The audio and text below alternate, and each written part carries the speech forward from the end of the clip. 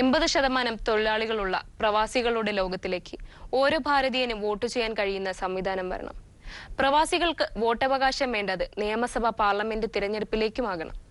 എംബസിയെ നിയന്ത്രിക്കുന്ന പാർലമെന്റ് വോട്ടവകാശം കിട്ടിയാലേ ഓരോ ജനപ്രതിനിധിക്കും പ്രവാസികളുടെ പ്രശ്നങ്ങൾ പരിഹരിക്കണമെന്ന ചിന്ത വരികയുള്ളൂ.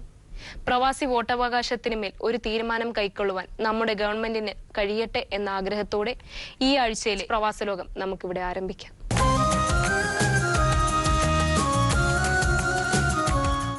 പ്രവാസലോകം കൈകാര്യം ചെയ്ത 67 വീട്ടുതൊഴിലാളികളുടെ പരാതിയിൽ അന്വേഷണം നടത്തി 1 മാസത്തിനകം റിപ്പോർട്ട് നൽകണമെന്ന് DGPയോട് മനുഷ്യാവകാശ കമ്മീഷൻ. വിദേശത്ത് മികച്ച തൊഴിലും വരുമാനവും വാഗ്ദാനം ചെയ്ത് സ്ത്രീകളെ വഞ്ചിക്കുന്ന മനുഷ്യ കടത്തുകാരെ കണ്ടെത്തി നിയമത്തിന് മുന്നിലെത്തിക്കേണ്ടത് അത്യാവശ്യമാണ്. Commission acting chairperson P. മോഹൻദാസാണ് സംസ്ഥാന പോലീസ് മേധാവിക്ക് ഇത് സംബന്ധിച്ച ഉത്തരവ് നൽകിയത്.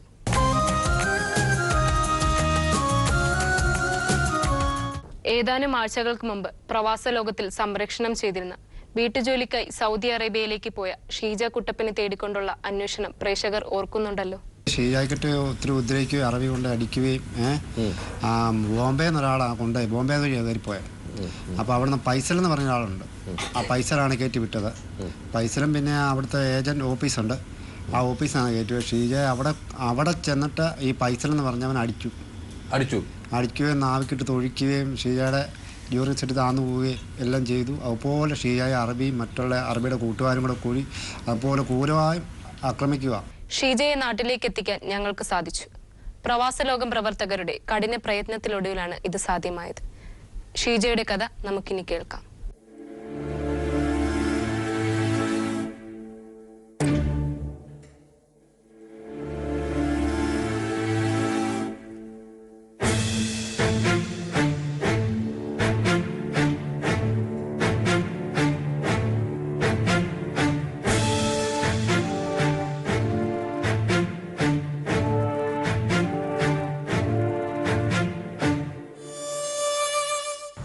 മാസങ്ങൾക്ക് മുൻപാണ് അവൾ കടല് കടന്നത്. പണം സമ്പാദിക്കുക എന്നതായിരുന്നില്ല അവളുടെ സ്വപ്നം. തൻ്റെ കുഞ്ഞുങ്ങളുടെ വിദ്യാഭ്യാസം, സമാധാനത്തോടും സന്തോഷത്തോടും കൂടി അന്തിയുറങ്ങാനായി ഒരു കൊച്ചു കൂര. എന്നാൽ പ്രതീക്ഷകൾക്കൊക്കെയും വിപരീതമായിരുന്നു ഷീജയെ കാത്തിരുന്ന വിധി.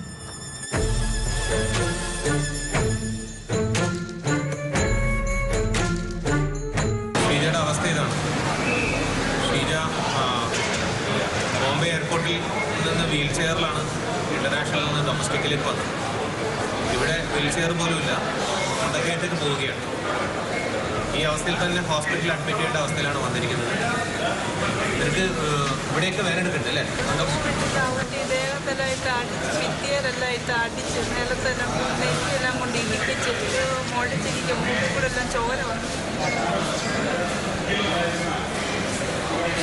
അവര് ഹോസ്പിറ്റലിൽ കൊണ്ടുപോയില്ലേ? എവിടെ ഉണ്ടായിരുന്നപ്പോഴും ഇല്ല, കൊണ്ടുപോയില്ല. എന്താ പറയണത്? അവര് കൊണ്ടുപോയില്ല. അടി കഴിഞ്ഞിട്ട് മുറിയിലിട്ട് കൂട്ടിയിരിക്കുമായിരുന്നു. രാവിലെ എന്നെ വിളിച്ചിട്ട് പറഞ്ഞ് ഹോസ്പിറ്റലിൽ ആശുപത്രിക്ക് പോകാനായി ഇറങ്ങി വരാമെന്ന് പറഞ്ഞു. അന്നേരം അവൻ എയർപോർട്ടിലാണ് കൊണ്ടുവന്നത്. ഉപ്പിടത്തിന് അടിച്ചോ? അതിനായി ഇന്നലെ ഉപദ്രവിച്ചത് മൊത്തം കഴിഞ്ഞ ദിവസം ഞാൻ ഷീജയെ വിളിച്ചപ്പോഴേക്ക് തന്നെയാണ് പറയുന്നത് ഒപ്പിടാഞ്ഞിട്ട് ഉപദ്രവിക്കുകയാണ്. ഞാൻ പറഞ്ഞു മരിച്ചെന്ന് പറഞ്ഞാലും ഒപ്പിട്ട് കൊടുക്കരുതെന്ന് മാത്രമാണ് ഷീജയോട് പറഞ്ഞത്. ആവശ്യപ്പെടുന്നത് അവരുടെ വിസ ഇന്നലെ കൊണ്ട് തീരുമാനം. ഈ 30-ാം തീയതി കൊണ്ട് ഡിസംബർ മാസം 30-ാം തീയതി കൊണ്ട് വിസ തീർന്നു കഴിഞ്ഞാൽ അവർക്ക് വീണ്ടും വിസ അടിച്ചിട്ട് ഷീജയെ 6 മാസം അവർക്ക് ഇവിടെ ജോലി ചെയ്യിപ്പിക്കും. 6 മാസം ജോലി ചെയ്യിപ്പിച്ചതിന് ശേഷം അവിടുന്ന് കയറ്റി വിടാമെന്നാണ് അവിടെ ഒരു അറബി സ്ത്രീ സംസാരിച്ചത്. അതിനുശേഷം വേറൊരു അറബിയായിട്ട് ഞാൻ ഫോണിൽ സംസാരിച്ച് കഴിയുമ്പോഴത്തേക്ക് അയാൾ പറഞ്ഞു നീ ആരാണെന്ന് ചോദിക്കുക, ഇനി നീ വിളിച്ചു കഴിഞ്ഞാൽ ഷീജയെ കൊന്നുകളയും എന്ന് പറഞ്ഞു. അതിനുശേഷം ഇന്ത്യൻ എംബസിയായിട്ട് ബന്ധപ്പെട്ടു. ഇന്ത്യൻ എംബസിയിലെ കോട്ടയം സ്വദേശിയായ ജോർജൻ എന്ന് പറഞ്ഞൊരു സാറ് അദ്ദേഹത്തെ വിളിച്ച് അദ്ദേഹത്തിനോട് സംസാരിച്ച് കഴിയുമ്പോഴത്തേക്ക് നികൃഷ്ടമായ വാക്കുകളാണ് അദ്ദേഹം പറയുന്നത്. അവൻ ഭയങ്കര അവൻ ആശുപത്രി ചെന്ന് ഞാൻ മലയാളി നഴ്സുമാരോട് പറഞ്ഞു എന്നെ എങ്ങനെയൊന്നും രക്ഷപ്പെടുത്തും, അല്ലെ നിങ്ങൾ എന്നെ കുത്തിവെച്ച് കൊന്നു കളഞ്ഞേക്കാൻ പറഞ്ഞു, ഇവന് വിട്ടു കൊടുക്കലെന്ന് പറഞ്ഞു. അന്നേരം ആ ചേട്ടൻ ഹോട്ടലിൽ ജോലി ചെയ്യുന്ന ചേട്ടൻ കയറി വന്നത്. ആ ചേട്ടൻ കയറി വന്നപ്പോഴാണ് പറഞ്ഞത് നിങ്ങൾ കെട്ടിയവൻ്റെ നമ്പർ ഇതാ, ഞാൻ പെട്ടെന്ന് വിളിക്കാവും. ആശുപത്രി ഡോക്ടർ പറഞ്ഞു ഇവരെ അഡ്മിറ്റ് ആക്കാം. അവൻ സമ്മതിച്ചില്ല, ഇവളെ വീട്ടിൽ കൊണ്ടുപോയേ പറ്റുള്ളൂ എന്ന് പറഞ്ഞു. അങ്ങനെ അവൻ എന്നെ വീണ്ടും അവിടുന്ന് വലിച്ചഴിച്ച് കൊണ്ടുപോകുമായിരുന്നു. ആ ഡോക്ടർ പറഞ്ഞ് ഇതിന് ജോലി ചെയ്യാൻ പറ്റത്തില്ല, എന്നെ നാട്ടിൽ കയറ്റി വിടായിരുന്നു. സമ്മതിക്കത്തില്ല. അവൻ പറഞ്ഞു ഇവളെ 6 മാസം ജോലി ചെയ്യിപ്പിച്ചോളൂ. എന്ത് പേപ്പറിലേക്കാണെന്ന് അറിയില്ല, ഒരു പേപ്പർ ഒപ്പിടാൻ വിസമ്മതിച്ച് അവളുടെ കൈകളെല്ലാം പിടിച്ചോടിച്ചു. ഈ രീതിയിലുള്ള ക്രൂരമായ പീഡനം തുടർന്നുകൊണ്ടിരിക്കുകയാണ്. ഇവിടെ കൊണ്ടുപോയ ഏജന്റ് ഫൈസലാകട്ടെ ഇപ്പോഴും പോലീസിനോ നിയമ വ്യവസ്ഥക്കോ മുമ്പിൽ കീഴടങ്ങിയിട്ടില്ല. അയാളുടെ ബോംബെ വക്കാലമുള്ള ഏജൻസിയും ഷീജയ്ക്ക് വേണ്ടി വാങ്ങിയ പണം അറബിക്ക് തിരികെ കിട്ടിയിട്ടില്ല. ആ ദേഷ്യം മുഴുവൻ ഈ പാവപ്പെട്ട യുവതിയുടെ ശരീരത്തിൽ കാണാനുണ്ട്.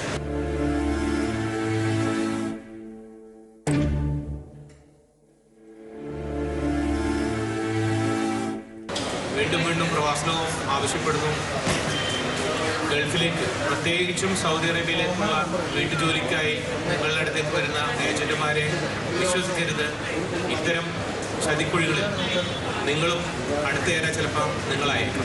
ആ സ്ഥലത്തോട്ട് ആരും പോകരുത്, നമ്മളെ കൊന്നു കളയും, ജയിലത് മുറിയിലിട്ട് കൂട്ടിയിരിക്കും. അവിടെ വെളിയിലൊന്നും ഇടത്തില്ല, അവർ വെള്ളം പോലും തരത്തില്ല. റൊട്ടി ആഹാരത്തിന് അവരിന്ന് കഴിക്കുമ്പോൾ നമ്മൾ റൊട്ടി തിന്നുകൊണ്ടിരിക്കുന്നു, വെള്ളവും കുടിച്ചിട്ട് ആരും പോയേക്കല്ലേ. ദൈവത്തെ മനുഷ്യൻ കൊന്നു കളയുന്ന സ്ഥലം ആരും രക്ഷിക്കാൻ പറ്റില്ല നമ്മളെ.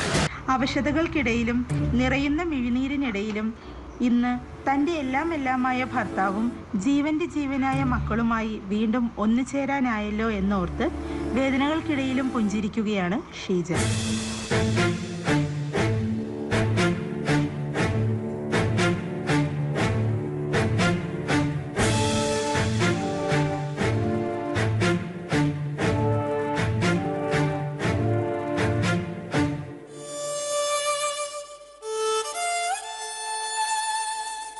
പതിനഞ്ച് വർഷങ്ങൾക്ക് മുമ്പ് എറണാകുളത്ത് ജോലി തേടിപ്പോയ തിരുവനന്തപുരം കഠിനംകുളം സ്വദേശി അല്ലമീന്റെ തിരോധാനവുമായി ബന്ധപ്പെട്ട് ഇന്നും അന്വേഷണത്തിലാണ് ഈ ബന്ധുക്കൾ.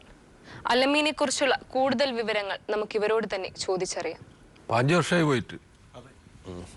ഇതിപ്പോ നിങ്ങളാരാ? ഞാൻ സഹോദരനാണ്, എൻ്റെ കുഞ്ഞുമ്മയാണത്. നിങ്ങളെ മകനാ? എൻ്റെ മകനാണ് ഇത്. നിങ്ങളെ മമ്മ. ആ. അപ്പൊ അല്ലമീൻ എത്ര 17 വയസ്സിൽ എത്ര വയസ്സിലാണ് പോയത്? 15 വയസ്സിൽ പോയി. ഇപ്പൊ 5 കൊല്ലായി. എന്താ കാരണം പോവാൻ? ഞാനിവിടെ സ്ഥലത്തില്ലായിരുന്നു. എൻ്റെ മക്കളെ വളർത്താൻ വേണ്ടി ഞാൻ പോയി. ഭർത്താവാണെങ്കിൽ കുടിയാണ്. അങ്ങനെ വളർത്താൻ പോയി. ഞാൻ 23 വർഷം ഗൾഫിലായിരുന്നു. മക്കളെയൊക്കെ കല്യാണം കഴിച്ചു കൊടുത്ത് അവരെയൊക്കെ ഒരേ ഭാഗത്താക്കി. അപ്പം ഞാൻ പെട്ടെന്ന് വരൂല്ല. 3 വർഷം 3.5 വർഷം ആകുമ്പോഴേ വരുള്ളൂ. അങ്ങനെ വരാറായപ്പോൾ മോളടുത്തും വിളിച്ച് പറഞ്ഞ് നിങ്ങൾ എയർപോർട്ടിൽ വരണമെന്ന്. വന്നപ്പോഴും മോനില്ല. ഉമ്മായും 2 പെൺമക്കളേ ഉള്ളൂ. മോൻ എവിടെയെന്ന് ചോദിച്ചപ്പോഴും ഉമ്മ പറഞ്ഞത്, പിള്ളേരും പറഞ്ഞത് വീട്ടിലുണ്ട്. അപ്പോൾ അന്ന് ഉച്ചയ്ക്കാണ് വന്ന് രാത്രിയായി. പിറ്റേന്ന് കാലത്തായിട്ടും മോനെ കണ്ടില്ല. ഇവർ പറഞ്ഞ് എൻ്റെ അടുത്ത് വരുമെന്നുള്ള ധാരണയിൽ ഞാനിരുന്നു. ലാസ്റ്റിൽ അവൻ വരാൻ കണ്ടില്ല. അങ്ങനെ തന്നെ കൈരളിയിലും ടി വിയിലും ഒക്കെ മനോരമയിലൊക്കെ കൊടുത്ത് ഇതേവരെ കാണാറില്ല. കാണാതായിട്ട് 15 വർഷമായി. എറണാകുളത്ത് പോയതാ? എറണാകുളത്ത് ഞാനിവിടെ സ്ഥലത്തില്ല. ഇവരുടെ അടുത്ത് ചെയ്യും. അതുകൊണ്ട് ഞങ്ങൾ അന്വേഷിച്ചില്ല. അതിലിടക്ക് വരികയൊക്കെ ചെയ്തിട്ടുണ്ടോ? ഒരു തവണ വന്നു. എത്ര കൊല്ലം? തള്ള വരും മുമ്പാണ് വന്നത്. എത്ര കൊല്ലായി പോയിട്ട്? ഇപ്പോൾ കറക്റ്റ് 15 വർഷമായി സാർ. അല്ല, അതിലിടക്ക് ഒരിക്കൽ വന്നു. എപ്പോഴാ വന്നു? ഒരു 6 മാസം കഴിഞ്ഞിട്ടാണ് വന്നത്. പോയി 6 മാസം കഴിഞ്ഞ് വന്നു. തള്ള വന്നതിന് ശേഷം എന്ത് ജോലിക്കാരനാ? അല്ല, ജോലി ചെയ്യോ? അവൻ എറണാകുളത്ത് ഹോട്ടലിൽ പണിക്ക് എന്ന് പറഞ്ഞാൽ പോയത്. എറണാകുളത്ത് ഉണ്ടാവുമോ ആള്? എറണാകുളത്തൊക്കെ അന്വേഷിച്ചിട്ടു. അവിടെ ഒന്നും ഇല്ല എന്നാണ് അറിവ്. അതെ. അതെ. ഇയാള് പരിചയമുള്ളവരോടൊക്കെ അന്വേഷിച്ചു നോക്കി. അതെ. ദുബായിക്കേറ്റം പോയിണ്ടാവോ? അറിയില്ല. അല്ലെങ്കിൽ വേറെ എവിടേക്കെങ്കിലും പോയിട്ടുണ്ടാവും. ഏക മകനാണ് അല്ലേ? അതെ, ഏകമകൻ. പോലീസിലൊക്കെ? അതെ, കഠിനംകുളം പോലീസ് സ്റ്റേഷനിൽ പരാതി കൊടുത്തിട്ടുണ്ട്. വ്യക്തമായ ഒരു തെളിവൊന്നും നമ്മളെ കയ്യിലില്ല. അല്ലെങ്കിൽ 15 വർഷം മുമ്പ് നടന്ന ഒരു സംഭവമാണ്. അനാഥത്തിൻ്റെ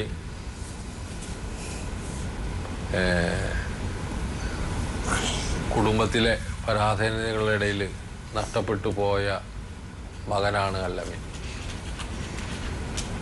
സാധാരണ ഒരു കുടുംബാന്തരീക്ഷത്തിലായിരിക്കില്ല അദ്ദേഹം വളർന്നിട്ടുണ്ടാവുക. അമ്മ വിദേശത്ത് അന്നം തേടിപ്പോയ ഒരു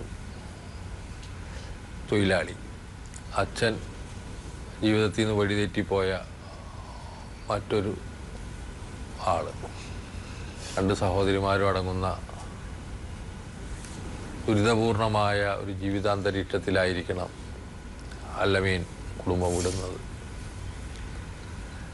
എറണാകുളത്താണ് പോയത്. 6 മാസം കഴിഞ്ഞ് വന്നിരുന്നു. പിന്നെ യാതൊരു വിവരവുമില്ല. മാതാവിൻ്റെ ഏക പ്രതീക്ഷയായിരുന്നു അല്ലമീൻ എന്നാണ് ഞാൻ മനസ്സിലാക്കുന്നത്. ഏതു കാലത്തും മക്കളിൽ പ്രതീക്ഷ ആൺകുട്ടികളിലാണ് അമ്മമാർ വയ്ക്കാറ്. പെൺകുട്ടികൾ വിവാഹം കഴിച്ചു പോകുമ്പോൾ മകൻ സംരക്ഷണയ്ക്കുണ്ടാവും എന്നുള്ളൊരു സങ്കല്പമാണ് നമ്മളുടെ കൂട്ടുകുടുംബ വ്യവസ്ഥയിൽ ഏത് കാലത്തും നിലനിന്നത്. ആ സ്വപ്നങ്ങളെ മുഴുവൻ തല്ലിക്കെടുത്തിയിട്ടാണ് അല്ലമീൻ കുടുംബം വിട്ടു പോയത് എന്ന് അല്ലമീൻ തന്നെ മനസ്സിലാക്കണമെന്നാണ് എനിക്ക് അഭ്യർത്ഥിക്കാനുള്ളത്. നിങ്ങൾക്ക് വളരെ ചെറുപ്പമാണ്, നിങ്ങൾ 30 വയസ്സായിട്ടുണ്ടാവുള്ളൂ. ഇനിയും നിങ്ങളൊരു ജീവിതം കരുപ്പിടിപ്പിക്കാനുള്ളതേ ഉള്ളൂ. 5 വർഷം എന്ന് പറഞ്ഞ് വളരെ വേഗം ഓടിപ്പോയിട്ടുണ്ടാവും നമ്മളെ ജീവിതത്തിൽ നിന്നൊക്കെ. തിരിച്ചു വരണം അല്ലമീൻ. നിങ്ങൾ തിരിച്ചു വരുന്നതാണ് എല്ലാവരും പ്രതീക്ഷിക്കുന്നത്. എറണാകുളത്തോ അല്ലെങ്കിൽ മറ്റേതോ നഗരങ്ങളിൽ ഭക്ഷണത്തിന് വേണ്ടി തൊഴിൽ ചെയ്യുന്ന ഒരു സാധാരണ പ്രവർത്തകനായിട്ട് നിങ്ങളുണ്ടാവും എന്നറിയാം. പക്ഷേ കുടുംബം കാത്തിരിക്കുന്നത് നിങ്ങളെ പോലത്തെ ഒരാളുടെ വരവാണ് എന്ന് നിങ്ങൾ മനസ്സിലാക്കണം. ആ കുടുംബം മുഴുവൻ പ്രതീക്ഷ അർപ്പിക്കുന്നത് അല്ലമീനിലാണ്. അതാണ് വൃദ്ധയായ മുത്തശ്ശി അടക്കം നിങ്ങളെ അന്വേഷിച്ച് ഞങ്ങളുടെ അടുത്ത് എത്തിയിരിക്കുന്നത്. കഴിയുന്നതും വേഗം അല്ലമീൻ തിരിച്ചെത്തണം. അല്ലമീനെ കാണുന്നവർ ഞങ്ങളുമായി ബന്ധപ്പെട്ട് അദ്ദേഹത്തെ നാട്ടിലെത്തിക്കാനുള്ള പരിശ്രമങ്ങളിൽ പങ്കാളികളാകണം എന്നാണ് ഞങ്ങൾക്ക് പറയാനുള്ളത്. തീർച്ചയായിട്ടും അല്ലമീൻ തിരിച്ചെത്തും എന്ന പ്രതീക്ഷയോട് കൂടിയിട്ട് ഉമ്മാനെ ഞങ്ങൾ അയക്കുകയാണ്. മുത്തശ്ശിക്ക് എന്തെങ്കിലും പറയാനുണ്ടോ? വലിയമാക്ക് വല്ലതും പറയണ്ട? ആ വരൂ ട്ടാ, വരൂ. എന്തോ ചില അജ്ഞാത കാരണങ്ങളാൽ കഴിഞ്ഞ 20 വർഷത്തിലേറെയായി കുടുംബത്തോട് യാതൊരു തരത്തിലും ബന്ധപ്പെടാതെ മറിഞ്ഞിരിക്കുന്ന കൊട്ടാരക്കര ഏനാത്ത് സ്വദേശി നോഹ മഹാരാഷ്ട്രയിൽ ജോലി ചെയ്തുകൊണ്ടിരിക്കവേ പെട്ടെന്ന് അപ്രത്യക്ഷനായ നോഹയുടെ കൂടുതൽ വിവരങ്ങൾ നമുക്ക് കുടുംബത്തോട് തന്നെ ചോദിച്ചറിയാം. എത്ര കൊല്ലായി നോഹ പോയിട്ട്? 20 വർഷമായി. അന്വേഷിച്ചിരുന്നു? ആ, ഒരു വിവരമില്ല. മഹാരാഷ്ട്ര അല്ല, ആരോ എവിടെയൊക്കെ ഞങ്ങൾ അന്വേഷിച്ച്? സത്താറ സത്താറ എന്ന് പറഞ്ഞ സ്ഥലത്താണ്. എന്ത് ജോലിക്കാരനാ നോഹ? ടയർ ജോലി, ടയർ പഞ്ചർ അടക്കുന്ന ജോലിയാണ്. തീരെ വന്നില്ല അല്ലേ? ഒരു പ്രാവശ്യം വന്നിട്ട് പോയതാ. 20 വർഷത്തിലടക്കം. എത്ര വർഷമായി അത്? ഇപ്പോൾ 18 വർഷമായി. കല്യാണം കഴിഞ്ഞിട്ടുണ്ടാവൂ? ഇല്ല. അറിയാം. സത്താറയിൽ വേറെ ആളുകൾ ഉണ്ടല്ലോ നമുക്ക്. അവിടെ ഞങ്ങൾ അന്വേഷിച്ചപ്പോൾ അവിടുന്ന് ഇങ്ങോട്ട് പോയെന്ന് പറഞ്ഞു. എവിടേക്കാ പോയെന്ന് വെച്ചല്ല. അത് എത്ര വർഷമായി? 18 വർഷത്തിന് മുൻപ്. 18 വർഷമായിട്ട് യാതൊരു വിവരവും ഇല്ല. ഇപ്പൊ നിങ്ങളത് അന്വേഷിക്കാൻ കാരണം എന്താ? ഇപ്പൊ അന്വേഷിക്കാൻ കാരണം അപ്പച്ചനും അമ്മയും പ്രായം ചെന്നതാ. അപ്പച്ചനും അമ്മയും പ്രായം. അപ്പൊ അവർക്കുള്ള മോനെ കാണണമെന്നും അവരുടെ ഇവന്റെ ഓഹരിയും വീടും ഒക്കെ അവര് ഇങ്ങനെ ഇട്ടിരിക്കുക. ഭൂമിയുണ്ട് ഇല്ലേ? ഒരു കടക്കാടുണ്ട്, ഒരു വീടുണ്ട്. അപ്പൊ അതിനകത്താണ് ഇപ്പോൾ അപ്പനും അമ്മയും. അപ്പൊ ഇവനെ ഒന്നിക്ക് നിങ്ങളൊക്കെ വേറെ പോയി. അപ്പനും അമ്മ ഒറ്റയ്ക്കാണ്. അപ്പോ നിങ്ങൾ നോഹയെ അന്വേഷിച്ച് വന്നിരിക്കുകയാണ് അല്ലേ? നമുക്കൊന്ന് ശ്രമിച്ചു നോക്കാം. പലരൊക്കെ 20 കൊല്ലമൊക്കെ ആയിട്ട് പ്രവാസ ലോകത്തിൽ വന്നവരുണ്ട്. അതിൽ നോഹ ഇനി പെടുമെന്ന് നമുക്കറിയില്ലല്ലോ. നിങ്ങളൊക്കെ കല്യാണം കഴിച്ച് മക്കളൊക്കെ ആയിട്ട് ഇരിക്കുന്നവരാണ് അല്ലേ? അച്ഛനും അമ്മയും കിടപ്പ അല്ലേ? അസുഖമായിട്ട് ഹോസ്പിറ്റലൊക്കെ ആയിട്ട് ഇങ്ങനെ കിടപ്പില്ല. കൊട്ടാരക്കരയാണ് നിങ്ങളോട് അല്ലേ? മഹർഷിക്കാവ്.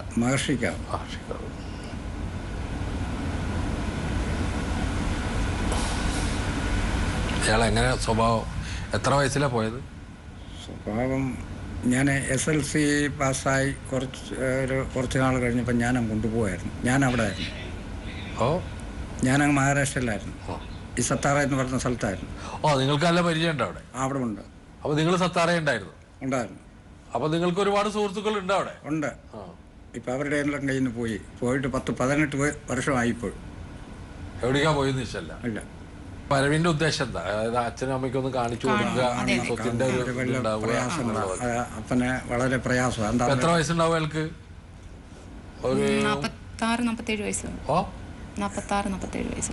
46 അത്യാവശ്യം വയസ്സൊക്കെ ഉണ്ട് ഇപ്പോൾ. പുള്ളിക്കാരൻ ഇപ്പോഴും ഈ പള്ളിയിലൊക്കെ ഓരോ ബർത്ത്ഡേക്ക് ഈ പൈസ കൊണ്ടിടി അവിടെ അദ്ദേഹത്തിന് വേണ്ടി പ്രാർത്ഥിക്കുകയൊക്കെ ചെയ്യിക്കുന്നുണ്ട്. അപ്പൻ. നിങ്ങളപ്പൻ? എല്ലാ വർഷവും കേട്ടോ, ബർത്ത്ഡേ ആ സമയത്ത്.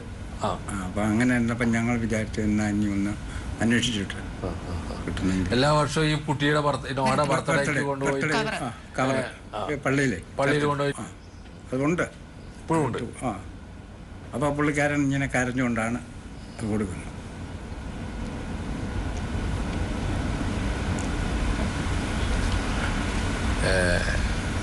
ഒരു പിതാവിൻ്റെ അന്വേഷണത്തിൻ്റെ ദുഃഖമാണ് നമ്മൾ കേൾക്കുന്നത്. അമ്മയുടെ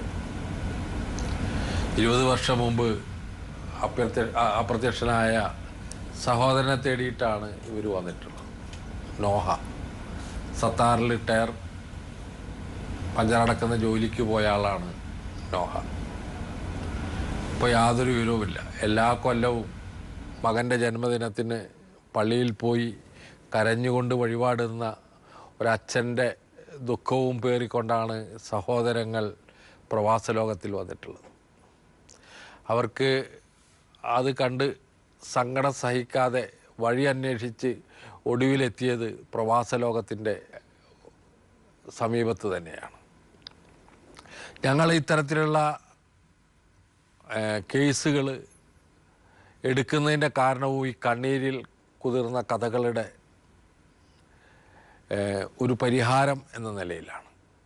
തീർച്ചയായിട്ടും ആ പിതാവിൻ്റെ കരച്ചിൽ, ആ പിതാവ് മകൻ്റെ ജന്മദിനത്തിന് പള്ളിയിൽ ചെന്ന് പ്രാർത്ഥിക്കുകയും വഴിപാടിടുകയും ചെയ്യുന്ന ആ മനസ്സ് ലോകത്തെ അറിയിക്കുക എന്നുള്ളതാണ് പ്രവാസ ലോകത്തിൻ്റെ കടമയായിട്ട് ഞങ്ങൾ കണക്കാക്കുന്നത്. എല്ലാ പിതാക്കന്മാരുടെയും മാതാക്കളുടെയും കണ്ണുനീരും അതുപോലെ തന്നെ സ്വപ്നങ്ങളും കൊണ്ടു നടക്കുന്ന ഒരു പരിപാടിയാണ് പ്രവാസ ലോകം. കാണാതായ ഒട്ടേറെ മനുഷ്യരെ ഞങ്ങൾ കണ്ടെത്തിയിട്ടുണ്ട്. നോഹയെയും ഞങ്ങൾ കണ്ടെത്തുമെന്നാണ് ഞങ്ങൾ പ്രതീക്ഷിക്കുന്നത്. നോഹ മഹാരാഷ്ട്രയിലെ ഏതെങ്കിലും നഗരത്തിലുണ്ടാകുമെന്നുള്ള കാര്യം ഉറപ്പാണ്. നോഹ ഈ നിങ്ങളുടെ പ്രിയപ്പെട്ട അച്ഛൻ്റെ കണ്ണുനീര് നിങ്ങൾ കാണണം. സഹോദരങ്ങൾ നിങ്ങൾ അന്വേഷിച്ചു വന്നിരിക്കുന്നു. നിങ്ങൾ എവിടെയെങ്കിലും ഉണ്ടെങ്കിൽ നോഹ ഒരു phone call, just A phone call നിങ്ങളുടെ കുടുംബത്തിലേക്ക് ചെയ്യണം. ഒന്ന് വന്ന് അമ്മയും അച്ഛനും കാണണം. നിങ്ങൾക്ക് ചിലപ്പോൾ ഭാര്യ ഉണ്ടായിരിക്കാം, മക്കളുണ്ടായിരിക്കാം, കുടുംബം ഉണ്ടായിരിക്കാം, അല്ലെങ്കിൽ നിങ്ങളിതെല്ലാം ഉപേക്ഷിച്ചിട്ടുള്ളൊരു ജീവിതമായിരിക്കാം. ഏതായാലും നിങ്ങൾ അന്വേഷിക്കുന്ന ഒരു പിതൃമനസ്സും ഒരു മാതാവും സഹോദരങ്ങളും ഇവിടെ കാത്തിരിക്കുന്നു എന്നുള്ളതാണ്. എല്ലാ വർഷവും പള്ളിയിൽ പോയി കരയുന്ന പിതാവിനെ ഓർത്തെങ്കിലും നോഹ നാട്ടിലേക്ക് ഒരു ഫോൺ കോൾ ചെയ്യണം, തിരിച്ചു വരണം എന്നാണ് എനിക്ക് അഭ്യർത്ഥിക്കാറുള്ളത്. നിങ്ങളിത് കേൾക്കും, ലോകം ഇത് കേൾക്കും. തീർച്ചയായിട്ടും നോഹ തിരിച്ചു വരും എന്ന പ്രതീക്ഷയോടുകൂടി ഞങ്ങളെല്ലാവരും കാത്തിരിക്കുന്നു. 25 വർഷം കുവൈറ്റിൽ കുടുംബത്തിന് വേണ്ടി കഷ്ടപ്പെട്ട ഖദീജയ്ക്ക് തന്റെ ഏക മകൻ അല്ലമീനെ ഒരു നോക്ക് കാണുവാനുള്ള ഭാഗ്യം ഉണ്ടായില്ല. എറണാകുളത്ത് എവിടെയോ ഉണ്ട് എന്ന് കരുതപ്പെടുന്ന അമീൻ തന്റെ അമ്മയുടെ വേദന മനസ്സിലാക്കുന്നുണ്ടെങ്കിൽ തിരിച്ചു വരുമെന്ന് ഞങ്ങൾ കരുതും. അല്ലമ്മിനെ കണ്ടെത്തുവാനായി പ്രേക്ഷകരും ഞങ്ങളെ സഹായിക്കുമെന്ന പ്രതീക്ഷയോടെ ഈ ആഴ്ചയിലെ യു എക്സ്ചേഞ്ച് പ്രവാസ ലോകം ഇവിടെ അവസാനിക്കുന്നു. അടുത്ത ആഴ്ച വീണ്ടും കാണാം.